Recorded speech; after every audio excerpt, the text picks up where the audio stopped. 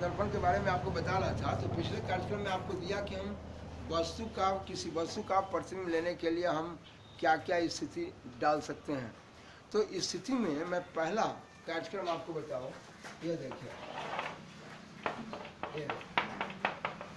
मैं अवतल दर्पण लिया, बोले ये जिस गोला से बना है उसका केंद्र वक्रता केंद्र है, और इस दर्पण की चौड़ाई है, ये दर्पण का द्वारक है, और ये जिस गोला से बना है उसका केंद्र है, यह वक्रता केंद्र है, और एक जिस गोला से बना है उसका एक केंद्र वक्रता केंद्र है, और दर्पण की चौड़ाई ये दर्पण का द्वारक है, और इसका मध्य बिंदु ध्रुव है।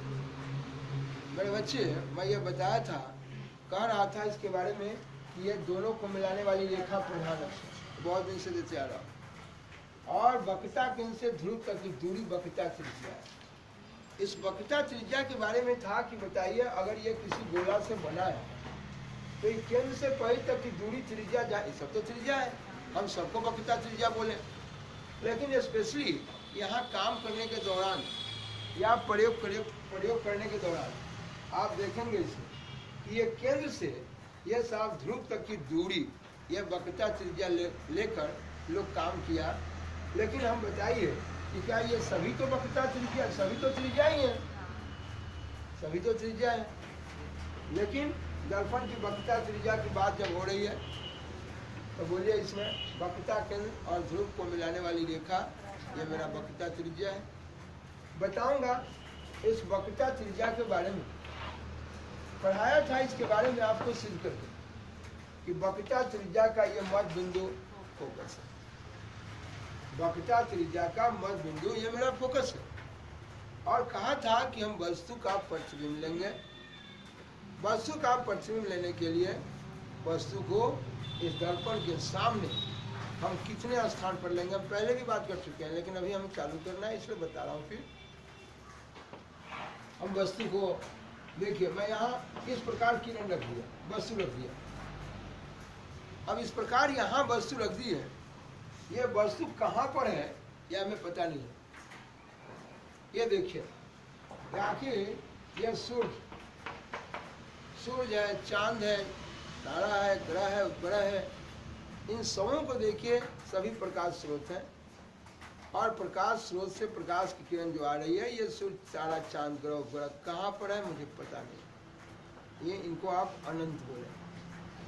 और जानिए, आप किसी वस्तु का प्रतिबिंब लेने चले, इस वस्तु का प्रतिबिंब लेने के लिए बोले जब वस्तु पर प्रकाश की किरण पड़ेगी और ये प्रकाश की किरण इस पर पड़ के और यहाँ से लौट के फिर ये साफ दर्पण पर आएगी, तभी जाके आप दर्पण पर किसी वस्तु का प्रतिबिंब ले पाएंगे। बोलिए, सब दिन से यही देखते आ रहे हैं।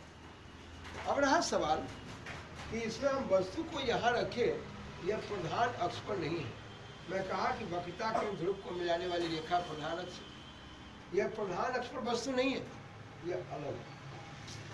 मेरे बच्चे, आप ये जानना चाहेंगे कि यह वस्तु यहाँ पर खड़ी है, बोले इस वस्तु का प्रतिबिंब लेना है, बोलिए ये साफ सूर्य से आने वाली या साफ किसी और प्रकाश स्रोत से आने वाली किरण वस्तु पर पड़ेगी, और ये पड़ने के बाद लौट के फिर पहुँचेगी ये साफ दर्पण पर।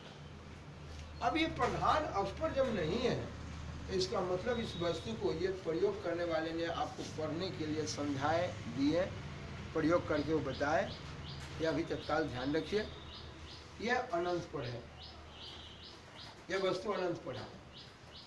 लेकिन यहाँ देखिए, मैं कहा था कि दूरी मापने के लिए साफ ध्रुव से लेंगे, ध्रुव से लेकर फोकस तक की दूरी फोकस दूरी है, ध्रुव से लेकर वक्रता केंद्र तक की दूरी वक्रता त्रिज्या है। लेकिन वक्रता त्रिज्या के इधर भी देखिए प्रधान अक्ष पर, अब इसके इधर मुझे कुछ पता, तो मेरे बच्चे ये अनंत है, किसी बच्चा को दिक्कत, ये अनंत पर है, ये देखिए ये अनंत है। तो आप चलते हैं, वस्तु को देखिए, ध्रुव और फोकस के बीच रख सकते हैं।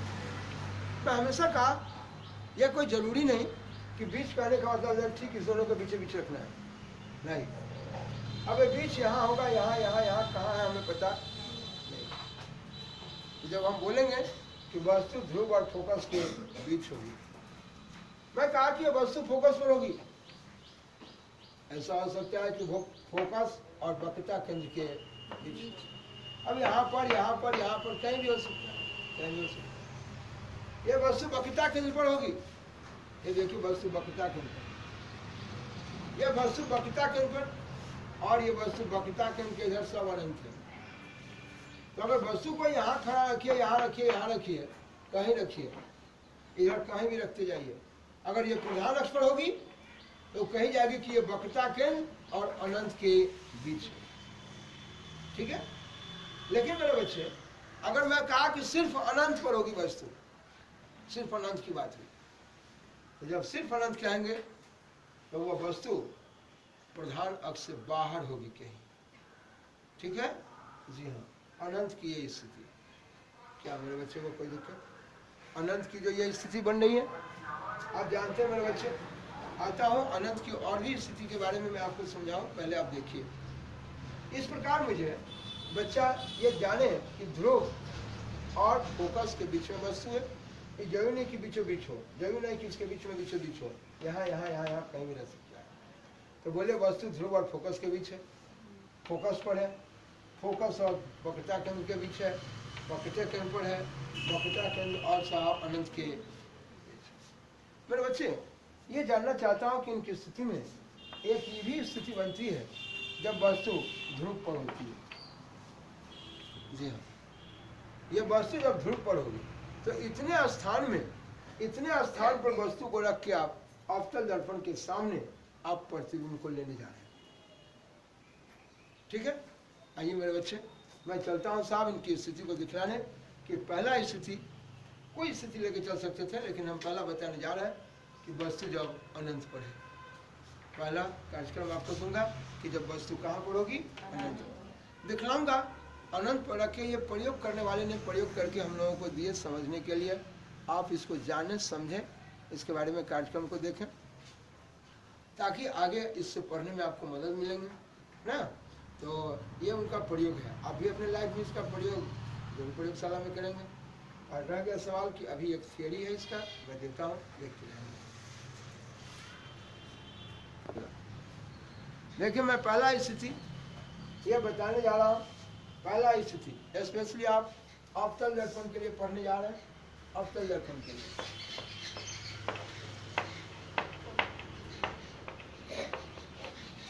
अवतल दर्पण के लिए बोलिए, ये जो पढ़ने जा रहे हैं अवतल दर्पण के लिए, आप पहला स्थिति पढ़ने जा रहे हैं जब वस्तु अनंत पर है। मेरे बच्चे, अनंत की बात आती है तो हम इसका दो स्थिति बताएंगे। इन लोगों का प्रयोग किया हुआ चीज़ है, हम अपने मन से इसको कुछ भी नहीं दे रहे, लगते रहेंगे। ये देखिए मेरे बच्चे, ये देखिए, ये साहब ये कांच खोखला गोला का एक टुकड़ा था, इसका उठा हुआ भाग आपने देखिए मैं इस तरह से रंगा है, कलई किया है। ये देखिए ये किसी न किसी गोला से बना है, जिस गोला से बना उसका केंद्र है। यह दर्पण की चौड़ाई दर्पण का द्वारक है और इसका मध्य बिंदु ध्रुव है, मध्य बिंदु ध्रुव है। यह दोनों को मिलाने वाली रेखा प्रधान है और इसका मध्य बिंदु देखिए फोकस है। मेरे बच्चे, इसका मध्य बिंदु फोकस हुआ। आपको मैं सिद्ध करके बता दिया था कि वक्रता त्रिज्या का मध्य बिंदु फोकस।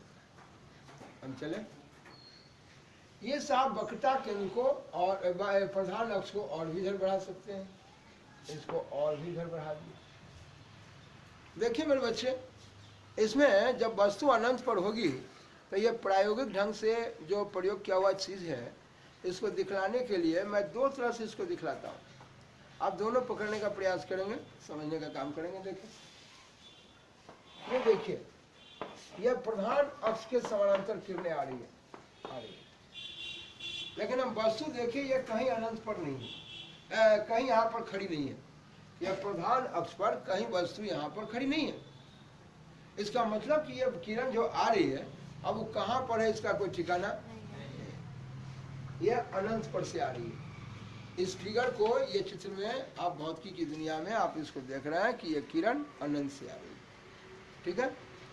दूसरा किरण, ये देखिए मैं पढ़ा चुका हूँ कि प्रतिबिंब लेने के लिए कम से कम दो। तो आप देखिए, यहाँ देखिए एक किरण आ रही है, ये सभी किरणें अनंत से आ रही है। यहाँ देखिए ये सभी किरणें देखिए अनंत से आ रही है, ये अनंत से प्रधान अक्ष के समानांतर। बोला ये प्रधान अक्ष के समानांतर आ रही है, यह भी प्रधान अक्ष के समानांतर आ रही है, ये अनंत से आ रही है। और ये अनंत से आने वाली किरणें, अनंत से आने वाली परावर्तन के मैं कहा था परावर्तन लौटने के। आपको सारी बात पहले काफी आपको ना समझाया, दिखाया, दिया भी। अब बार बार हम परावर्तन बोलेंगे, आप समझेंगे लौटने के बाद, है आफ्टर रिफ्लेक्शन ना। अब जानते हैं, मैं पढ़ा चुका हूँ कि ये प्रधान अक्ष के समानांतर आने वाली किरणें परावर्तन के बोलिए, ये समानांतर आ रही है लेकिन सबों के बीच की दूरी बराबर है। आने वाली किरणें परावर्तन के लौटने के, देखिए लौट रही है यहाँ से। ये ना कहेंगे, ये फिगर देखते ऐसा नहीं कहेंगे अरे ले ये तो एक तीर के एकड़ो काट दल के, एकड़ो काट दल के। यह चित्र में आपको ऐसे दिखाई दे रहा है, घर बनाएंगे नहीं, ठीक है। बोलिए ये काट रहा है नहीं, बल्कि हंसवाग्रासी से नहीं काट रहा है, देख के नहीं घर बनाइए। बोलिए ये सतह पे आने वाली किरण प्रधान अक्ष के समानांतर आई है, जो परावर्तन के बाद लौटने के बाद ये फोकस से जा रही है। दूसरा किरण देखिए, ये प्रधान अक्ष के समानांतर जा रही है, और प्रधान अक्ष के समानांतर जाने वाली किरणें परावर्तन के लौटने के जी, यह कहाँ से जा रही है? मैं कहा साहब इसके बारे में, कितने लौटने वाली किरण है? एक लौटने वाली किरण है और एक लौटने वाली किरण। ये दोनों लौटने वाली किरण, दो लौटने वाली किरण, यह जिस बिंदु पर कट रहा है वह कटान बिंदु प्रतिबिंब है। तो मैं जानता हूँ ठीक है, प्रधान अक्ष के समानांतर जाने वाली किरणें परावर्तन के बाद लौटने के बाद फोकस से कटती है, लेकिन मैं क्या बोला अभी कि दो परावर्तित किरणें, एक लौटने वाली है परावर्तित किरण, एक लौटने वाली है परावर्तित किरण। ये दो परावर्तित किरणें ये जिस बिंदु पर कटती है वह कटान बिंदु क्या है? प्रतिबिंब। ठीक है, हाँ। तो बोले ये प्रतिबिंब जो मिला ये फोकस पर मिला। कहाँ मिला? मेरे बच्चे, तो ये आपसे क्वेश्चन आता है, कभी ऑब्जेक्टिव में भी क्वेश्चन आता है, एक नंबरिया जिसको आप बोलते हैं, और कभी कभी 2 नंबर में भी पहले भी आता था और अभी भी चांसेस रहते हैं, लेकिन ऑब्जेक्टिव का ना धमाल बच गया, तो उस हाल में इस सब क्वेश्चन की संख्या कुछ कम जाती है। लेकिन आप ध्यान रखें, आपसे क्वेश्चन किस तरह से कैसे पूछा जाएगा, ये शायद हम भगवान नहीं हैं, जो सेटर हमारे सेट करते हैं वही लोग जानते हैं कि क्या है क्वेश्चन में, और उनकी मन की बात को हम कैसे बताएंगे। लेकिन बच्चा कभी कहता है कि हम गेस पढ़ ले लिए आ जाते ही है, और दूसरे की मन की बात को कहाँ से जानेंगे। आपको अध्ययन करना है, टोटल पढ़िए, सही पढ़िए, और हमेशा जो क्वेश्चन चांसेस रहते हैं कि ये आते हैं तो लोग ऐसे इस अंदाज में पढ़ता है, लेकिन अगर अंदाज फेल कर गया तो आप गड़बड़ा जाएंगे। इसीलिए बैसाखी के सहारे चलना नहीं है, बल्कि आप थ्रोली समझ के अध्ययन कीजिए, आप अच्छे हो जाएंगे। आप कभी याद करने के फेर में नहीं रहिए। अब टीचर कहेंगे हम लिखा दिए वही सबके याद कर लिए, नहीं मेरे बच्चे, समझना है, प्रयास करना है, प्रैक्टिस कीजिए। आप जानिए कैसे बोलना सिखा रहा हूँ, आप बोलिएगा ध्यान में आ जाएगा। जब रियाज करने से आपको माता पिता का नाम कभी याद किए थे? नहीं, फिर भी ध्यान में है। बोलिए, साइकिल पर चढ़ते हैं तो कभी याद किए थे कि बोले साहब पहले एक टंगड़ी फेंक के आता, पैडल मारना था, 200 टंगड़ी चलाना? ऐसा कभी नहीं, बल्कि आपके बच्चे से आदत हुई, आप ठीक हो गए। तो इस तरह से ये प्रैक्टिकल किया हुआ चीज़ है। सारे चीज़ मैथ्स केमिस्ट्री कहता है कि मुझे प्रैक्टिकली जानो तब पढ़ो, ना कि टीचर लिखा दिया भोर में साहब दिया बार के याद कर लिया, ऐसा नहीं करना है, उससे नहीं हो पाएगा। तो ये देखिए मेरे बच्चे, यह किरणें अनंत से आ रही है, और ये अनंत से आने वाली किरणें, अनंत से आने वाली किरणें देखिए इस बिंदु पर कट रही है परावर्तन के, जिस बिंदु पर कटती है वह कटान बिंदु आपका प्रतिबिंब है। मेरे बच्चे पूछेगा, क्वेश्चन आता है कि वस्तु जब अनंत पर होती है तो इसका प्रतिबिंब कहाँ मिला? फोकस पर जी। और कहेगा कि इसका प्रतिबिंब कैसा मिला? बहुत छोटा, बहुत छोटा, एकदम बिंदु के जैसा स्पॉट, बहुत ही छोटा, बहुत ही। आप ऐसे भी बोलिए। और कहा कि कहाँ मिला? अरे कहाँ मिला? ये प्रधान अक्ष पर ही। लोग ऐसे बोल देंगे आपको, वास्तव में कट रहा है इसलिए वास्तविक है। आप लेकिन प्रयोग करने वाले ने सब जगह, आप सभी जगह किताब में देखिएगा, आपको सब जगह मिलेगा, वहाँ लिखा मिलेगा आपको, या ऐसे नहीं मिला आपको। और देखिएगा वहाँ क्या, सो देखिए, बता रहा हूँ आपको। यह स्थिति भी अनंत की ही थी। लेकिन मेरे बच्चे जरा इनकी बात करो, क्योंकि बच्चे जब किताब देखेंगे तो कहेंगे बाप हमारे किताब में वैसा नहीं है। आप देखिए ये स्थिति को पहचानिए।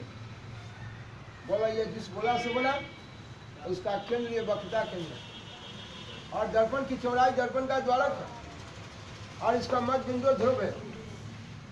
ये आदत हो जाएगी आपकी, कितना दिन से बुला रहा हूँ, बोलने का काम करेंगे सभी बच्चे, अपने मन से बोलेंगे। और ये देखिए दोनों को मिलाने वाली रेखा प्रधान अक्ष, और बताए थे कि प्रधान अक्ष इधर भी भाग सकता है और इधर भी भाग रहा है, कोई दिक्कत है। ये देखिए इसके बारे में, इसका मध्य बिंदु पढ़ाया था कि ये फोकस है। ये देखिए मैं इसको थोड़ा मिटा रहा हूँ इसलिए कि मुझे जगह की कमी है, इसको मिटा रहा हूँ, इन्हीं का ये स्थिति पढ़ा रहा हूँ। यहाँ देखें,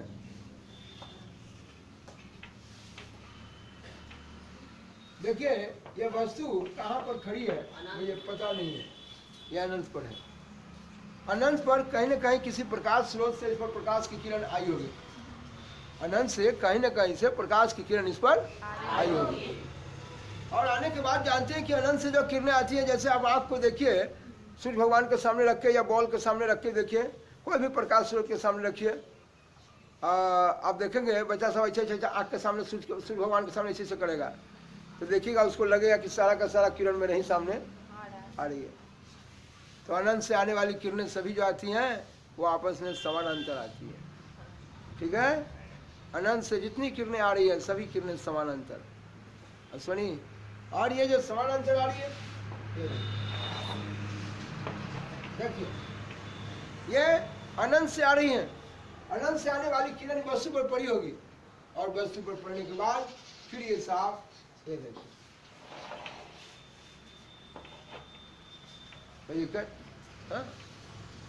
बोले मेरे बच्चे, बच्चे कभी कभी कह देंगे कि हम सूर्य भगवान के साथ फोटो ले रहे हैं, अरे तो प्रकाश स्रोत है, प्रकाश स्रोत का थोड़े आप फिगर ले रहे हैं, आप तो प्रकाश स्रोत के सामने कोई वस्तु है, कोई वस्तु का ना प्रतिबिंब लेंगे, क्या कोई दिक्कत।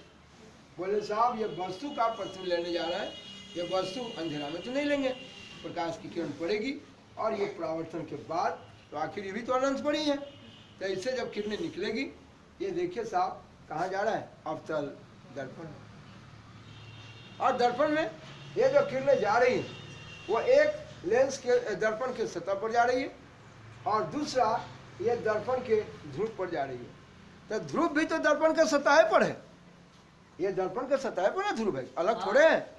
लेकिन बोलने का कार्यक्रम मैं बच्चों को समझाता हूँ ताकि बच्चे अपने ढंग में इसको जाने, सही नहीं है। बोलिए, एक किरण ये देखिए दर्पण के सतह पर आ रही है, दूसरा किरण देखिए ये दर्पण के ध्रुव पर जा रही है, और ये दोनों किरणें परावर्तन के लौटने के देखिए ये लौट रही है, ये देखिए ये भी लौट रही है, ये देखिए ये दोनों लौटने वाली किरण, ये दोनों लौटने वाली किरण, ठीक है। कितने लौटने वाली किरण, बोले दो परावर्तित किरण, दो लौटने वाली किरण, यह जिस बिंदु पर कटेगी वह कटान बिंदु आपका क्या है, बोलो कोई दिक्कत है।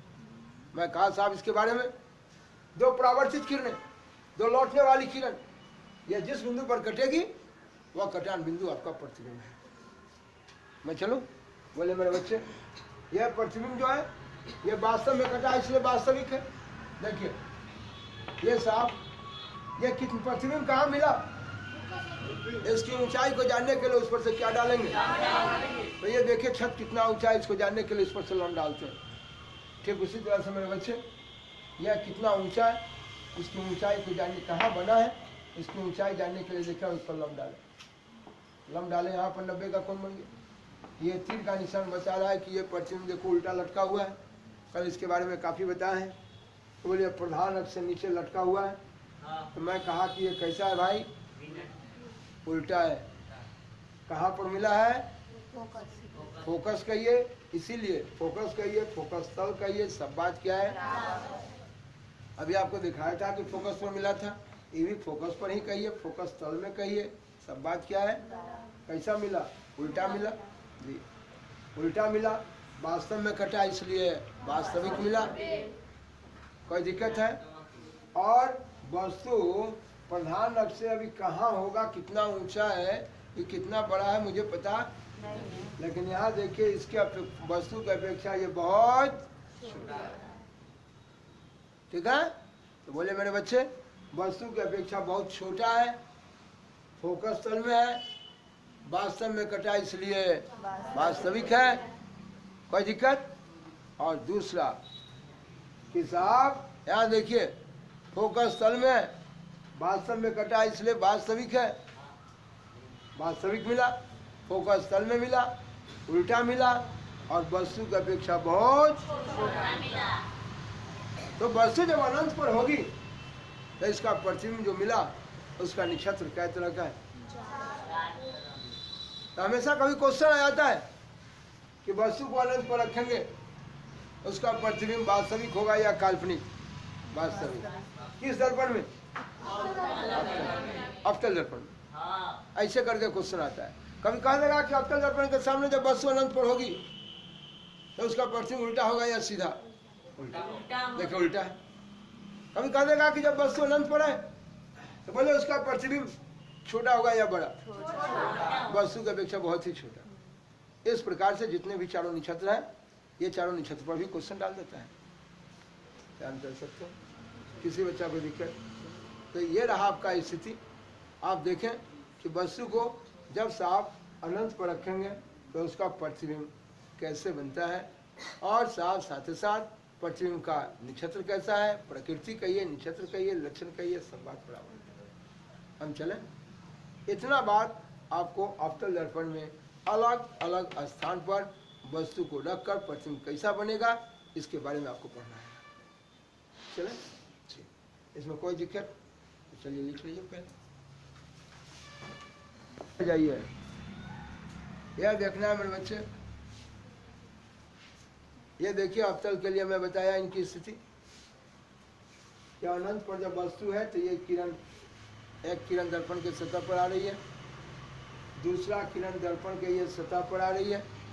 ये दोनों हालांकि सतह पर ही आई है, तो ये भी सतह पर है, लेकिन ये सतह है, लेकिन स्पेशली ये सतह ध्रुव है, इसलिए बोल चाल में अच्छा लगे, समझने में आपको सुविधा हो। मैंने कहा कि साहब एक किरण दर्पण के ये सतह पर आती है, दूसरा किरण ये दर्पण के ध्रुव पर आती है। ये दोनों किरणें लौटने के बाद, ये दोनों किरणें परावर्तन के बाद ये देखिए फोकस तल में वास्तव में कट रही है। अतः यह प्रतिबिंब वास्तविक मिला, मिला वास्तविक मिला। तो वही बोला लिखाया, अतः वस्तु की अपेक्षा वस्तु का प्रतिबिंब। अतः इसलिए लिखा कि ये दोनों किरणें आ गई और सतह पर आ गई, और परावर्तन के बाद, लौटने के बाद ये वास्तव में इस बिंदु पर कट रही है। तो कट रही है तो कैसा प्रतिबिंब मिला? तो वही में लिखाया, अतः वस्तु के अपेक्षा वस्तु का प्रतिबिंब। एक नंबर में अब ये चारों जो है ये उनका प्रकृति हो गया। यह जो है वस्तु की अपेक्षा वस्तु का प्रतिबिंब का क्या हुआ? प्रकृति जी। यह लिखाएंगे, अतः वस्तु की अपेक्षा वस्तु के प्रतिबिंब का प्रकृति। हम बोल सकते हैं, कोई दिक्कत नहीं। प्रकृति कहिए, लक्षण कहिए, नेचर कहिए, सारी बात देखिए लिख दिया। वस्तु माने वस्तु जो था वो वस्तु की अपेक्षा प्रतिबिंब जो मिला वो कैसा मिला, तो वो जो मिला वो उसका क्या बताएंगे? प्रकृति बताएंगे, उसका लक्षण बताएंगे, नक्षत्र बताएंगे, किस टाइप का मिला। ये मेरे बच्चे मैं कहा कि उसका प्रकृति जो है, मतलब किसका प्रकृति? प्रतिबिंब का। ये जो प्रतिबिंब मिला उसका प्रकृति कैसा है और किस टाइप का मिला। तो कहा कि वास्तव में कटा इसलिए फोकस तल में मिला, उल्टा मिला, और वस्तु से बहुत ही छोटा। बोले बहुत छोटा है, वस्तु की ऊंचाई काफी अधिक है, कितना बड़ा है, वस्तु की अपेक्षा बहुत छोटा है, फोकस तल में है। और साथ ही साथ ये साफ बोलिए फोकस तल में है, छोटा है, उल्टा है। देखिए प्रधानक के ऊपर है वस्तु, प्रधानक से ऊपर है, और उसकी अपेक्षा कहाँ मिल रहा है? उल्टा मिल रहा है। फोकस स्थल में मिल रहा है, कोई दिक्कत सोचिए। इस तरह से मेरे बच्चे वस्तु से बहुत ही छोटा है। ठीक, तो वही बताया मैं प्रतिबिंब का प्रकृति रहेगा दिमाग में। क्वेश्चन आता है एग्जाम में कि जब वस्तु अनंत पर होगी उसके लिए साफ किरण आरेख खींचे। एक किरण आरेख, ये जब वस्तु अनंत पर है तो उसके लिए क्या खींचना है? किरण आरेख। आप बोलेंगे किरण आरेख क्या होता है? तो कहा कि वस्तु को अनंत पर रखने के बाद उसका प्रतिबिंब कैसे प्राप्त होगा, इस चीज को दिखा देना, यही है इसका किरण आरेख। समझ आ रहा है? वही इसका क्या है? किरण आरेख। वस्तु जब अनंत पर है तो उसका प्रतिबिंब कैसे मिलेगा, कैसे प्राप्त किए, उसकी प्राप्ति कैसे हुई, उसी को बताना, यही किरण आरेख। तो कहेगा किरण आरेख खींचे, तो ये उसमें कुछ हिंदी लिखने की जरूरत नहीं, फोटो बना देंगे, काम करते एक फिगर बनाएंगे, ऐसा ही कैसे बनाए। ठीक है, कभी कभी एक नंबर में क्वेश्चन आ जाता है ऑब्जेक्टिव में कि भाई वस्तु को अनंत पर रखेंगे तो बताओ इस वस्तु की अपेक्षा उसका प्रतिबिंब उल्टा होगा या सीधा? कभी कह देगा कि वस्तु जब अनंत पर होगी तो उसका प्रतिबिंब वास्तविक होगा या काल्पनिक? कभी कह देगा कि जब वस्तु अनंत पर होती है तो उसका प्रतिबिंब बहुत बड़ा होगा या छोटा? बहुत ही छोटा। इस प्रकार से चारों गुण के बारे में क्वेश्चन आ जाता है, एक नंबरिया में डाल देगा। इसलिए मेरे बच्चे याद करने से नहीं, आपको अपना दिमाग काम करना है, समझ के। ठीक है, चलिए मैं इसको कैसे कैसे किरण भेजा है थोड़ा एक बार पहली बार लिख भी देता हूँ ताकि बच्चे को कभी कष्ट नहीं हो। आप पहले आप इसको देखिए, जगह नहीं होने के कारण मैं इसी जगह इसको डाल दिया है। आप ध्यान रखेंगे सही बच्चे। मैंने कहा कि जब वस्तु अनंत पर होगी तो अनंत पर होगी, तो मैं लिखा कि जब वस्तु अनंत पर होगी तब अनंत से आने वाली समानांतर किरणें, बोले अनंत से आने वाली समानांतर। मैं कहा था कि अनंत से जो भी किरणें आती हैं वो कैसे आती हैं, और अनंत से आने वाली समानांतर किरणें, ये साफ एक किरण कहाँ पड़ती है? दर्पण के सतह पर, दूसरा दर्पण के ध्रुव पर, ये दोनों परावर्तन के बाद ये कहाँ कटती है? एक देखिए दर्पण के सतह पर है और एक दर्पण के ध्रुव पर है, तो दोनों तो सतह है, लेकिन बोलने का तजुर्बा सिखाया कि एक दर्पण के सतह पर आती है और एक दर्पण के ध्रुव पर आती है, और ये दोनों परावर्तन के बाद ये देखिए फोकस स्थल में वास्तव में कटती है, कट रही है ना। अतः वस्तु का अपेक्षा वस्तु का प्रतिबिंब, प्रतिबिंब का क्या जानेंगे? प्रकृति, प्रकृति जानना, नेचर जानना, यानी किस टाइप का प्रतिबिंब बनता है। ठीक है, बार बार सभी में ऐसे ही पढ़ाएंगे, पहली बार इसको बता रहा हूँ, काफी ध्यान रखें। तो अतः वस्तु का प्रतिबिंब लिखने का क्या मतलब कि उस वस्तु के प्रतिबिंब का क्या जानेंगे? प्रकृति, नेचर, किस टाइप का प्रतिबिंब बन रहा है, कब? जब वस्तु अनंत पर होगी। ठीक है, तो उसका प्रतिबिंब आपने देखा वास्तविक फोकस स्थल में, वास्तव में कटा इसलिए, और वो किसकी अपेक्षा? वस्तु के अपेक्षा जानना मतलब वस्तु की अपेक्षा कैसा मिलेगा, यानी वस्तु से तुलना करने जा रहा है कि वस्तु की अपेक्षा उसका प्रतिबिंब कैसा होगा। ठीक है, तो वस्तु की अपेक्षा देखिए वास्तविक हुआ, वो साफ फोकस स्थल में कट गया, ये साफ प्रधान अक्ष के ऊपर है, ये नीचे मिल गया। देखिए ये प्रधान अक्ष के ऊपर है, प्रधान अक्ष के ऊपर है, ये नीचे मिला उल्टा है, और साथ ही साथ वस्तु से बहुत ही इस प्रकार मेरे बच्चे आपको एक जानकारी, पहला स्थिति बताया कि जब वस्तु अनंत पर हो। ठीक है, इसके बाद फिर उसी प्रकार से आपको मिलते रहेगा, बताएंगे आपको कि वस्तु वक्रता केंद्र और अनंत के बीच। चले।